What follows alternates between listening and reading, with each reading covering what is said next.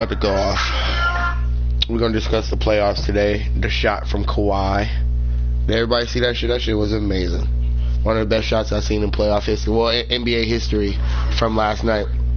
We're just gonna do a little 2K gameplay while I talk to y'all for real today. This is gonna be the whole basis of the show for real. I'm gonna actually put face on video, but that's something y'all gotta request. I'm not just gonna do that without, just putting my face on the fucking video, because it's really not about that. This ain't my main player, but this ain't about gameplay either, so just remember that. I'm just getting some work in with my nigga. But I would like to say, I think I was happy when the Raptors won. I pretty much knew they was going to win that series the whole time. But I didn't think it would take 7 games for them to win. And I kind of thought Joel Embiid would, Ben Simmons, my bad. Ben Simmons would have a better series than that.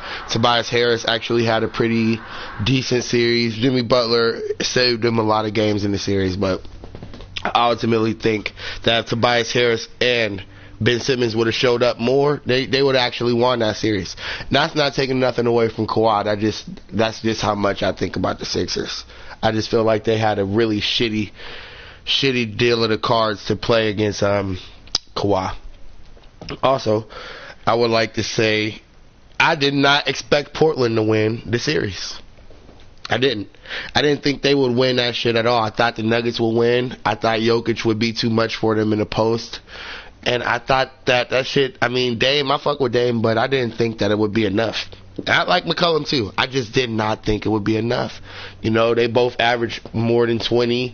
I think McCollum had 39 points yesterday. And it's like the third time in playoffs that he scored over 30. He been shitting, putting up buckets a lot. Almost every game. But when you get consistency like that in the playoffs, you pretty much gonna win. I'm trying to just go into depth as possible. I got a guest coming on. I don't either today or tomorrow. Bear with me. Make sure you subscribe. Hit that subscribe, whatever. Comment under the comments below. If you think I was wrong, if you think Kawhi and them gonna lose next round, we're gonna talk about that in a little bit. But yeah, for the most part. So next series we got Steph against Seth. I think that's pretty dope. I think it's pretty dope that brothers is playing against each other. Likewise, S-Man. They always say something to this motherfucker. And who would call their doorman S-Man? That's real creative, 2K. What the fuck? But anyway. What was I saying? Yeah, next round. You got Steph against Seth. Okay, my money is on. I think Portland gonna win. I really do. I have a theory about that, but I'm not going to discuss it right now because it's kind of like on the ledge. But I'll just discuss it later. Probably the next podcast or next episode or whatever. Next time I get some time to discuss it. But to be realistic about the whole situation, no theory. I think that Portland deserved to be there. If you really think about it, think about how they lost last year. Like how Dame got shut down. All of these. It's like they try to make agenda for these players. Once you get shit, if James Harden, with him losing again this year, now we gonna think of him as a choke. You know what I'm saying? Like how they did Romo years ago, but Romo was actually choking. This is James Harden's 4th year on the team by himself. If you really look at the people that left OKC, except for Durant, you got Harden. We ain't gonna say left. We'll just say that's on their own now since they separated. Since Harden, Westbrook, and KD separated in Ibaka. You got Ibaka. You got, let's not even count Ibaka. You got Harden, Westbrook, KD. When it's all said and done, all of them will be compared to each other. Since they played on that same foundation, they got drafted to that team, they're gonna be compared to each other. You got KD with 2 rings. Granted, you can say whatever, however he got the rings. I'm not a KD fan, but I'm just saying you can't really take rings away from nobody unless they just didn't input any numbers or some shit like that. We know that's not the case with KD. Anyway, you got Russell. With the Russell, this is Russell's first time, in my opinion, really looking bad. You got somebody on the opposite side, Dame Lillard, do exactly what you do. And he just did it better. He shot way more efficient than Russell. He drove the ball better than Russell. Led the team better than Russell. And Russell going to have to live with that in the offseason from this goddamn media. They're going to try to slander. They're going to tell him how terrible he was and how nobody could play with him and shit like that. But the narrative changed so fast. One week you'll see Max Kellerman on there. Oh, this is perfect team ball. They're playing like the Spurs. And then the next week, one loss. Not even the next fucking week. Next day, next game. Very next game. Look with Paul Pierce. Oh, it's over. He thought the fucking Boston was going to win. And everybody say it's bias. That's just stupid journalism. He really thought Boston was going to win. Like, you know, and he was willing to take that shit on the limb. In journalism, all you got is your word. Like, why do you think Stephen A is so much the shit? Because he's never been proven wrong by anybody, and the only time where he almost did was by KD. But anyway, I'm going off on a tangent. Let me just finish what I was trying to say. So you got Westbrook, Harden, KD with the 2 rings, so he ahead of the pack. I say KD's judgment, we get to judge KD next year if he leaves. If KD leave and he get to have his own team, run his own team, then we can compare him against Harden and Westbrook.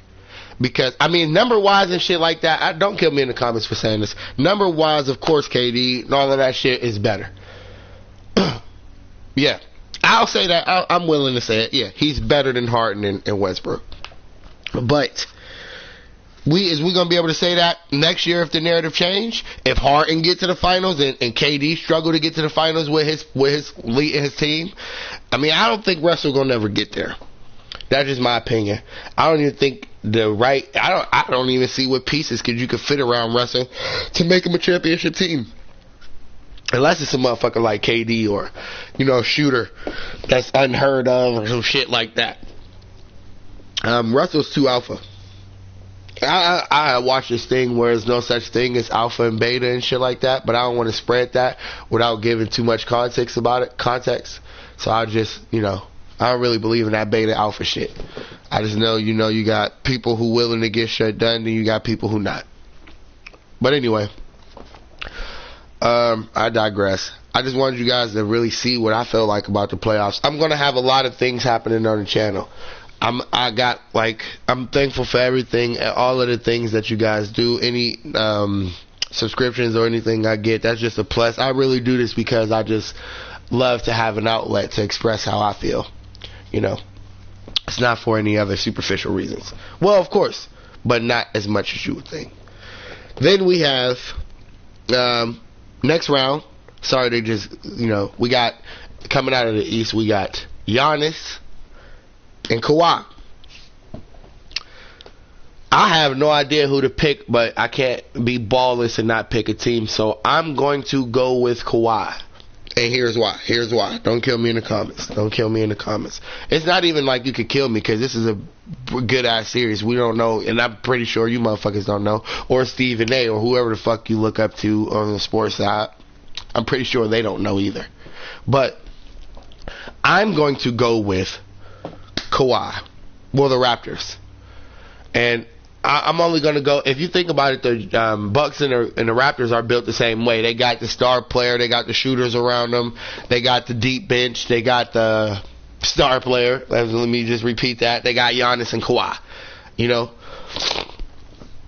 And, I mean, this shit is going to be a good game. But I got Kawhi because I think Siakam is a better supporter than Middleton or Bledsoe. And I think that Gasol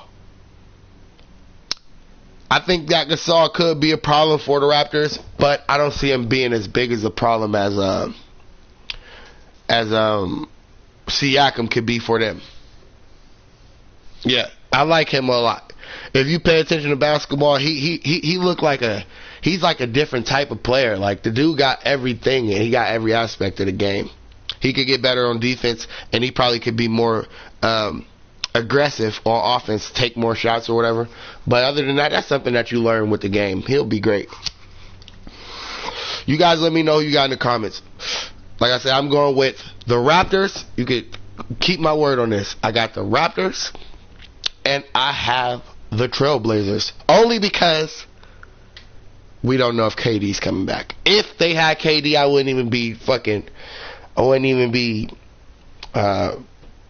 entertaining this subject.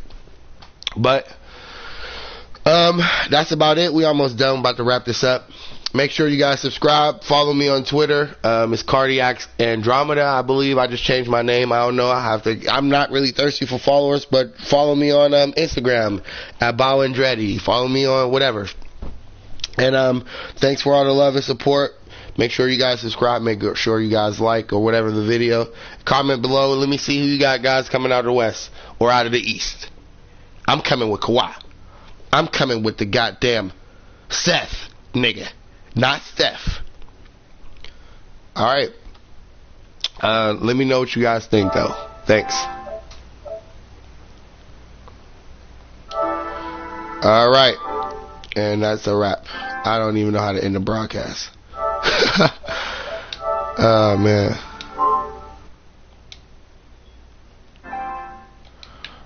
Oh, man. Just bear with me, you guys. I mean, I'm not a fucking pro at this.